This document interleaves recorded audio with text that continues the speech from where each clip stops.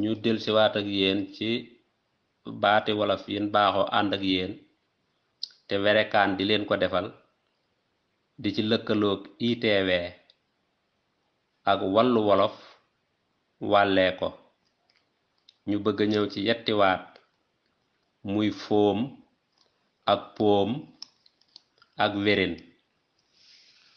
ñu ñëw ci baat bi ci jëkk di foom. foom nag mbay moo xam ne ndox moo koy ñoral te ndox ma manqué. ndox ma bu manqué ñàkk a ñor ga muy ñàkk a ñor ak woyaf ga muy àndal loola la ñuy wax foom. kon foom lu mel ne lu ndox di ñoral ñàkk a ñor ga muy ñàkk a ñor ak woyaf ga loole la ñuy wax foom. nu ñëw ci poom.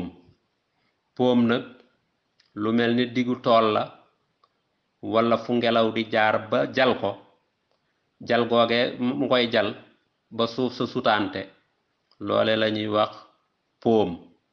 kon poom ngelaw lu jal suuf ba suuf sa sutaante ne sëng loole la ñuy wax poom. nu ñëw ci baatu ñetteel bi wéren. wéren nag ki dugub bi daawam jeex te dugub bi renam ñoragut ba wow mu bëgg caa jëfandiku daa di góob. bam góobee daa di wut mat taal ko ba taal bi yànji séendal googee mu ko ciy séendal ndax bëgg ca am lum jëfandikoo loole la ñuy wax ak wéren. kon ak wéren mooy ki dugub bi daawam jeex te dugub bi ronam ñoragut ba wow mu dagg ca taalub taal di ko ca séendal ndax mu mën caa jëfandiku bëgg koo mën a bojju loolee la ñuy wax ak wéren.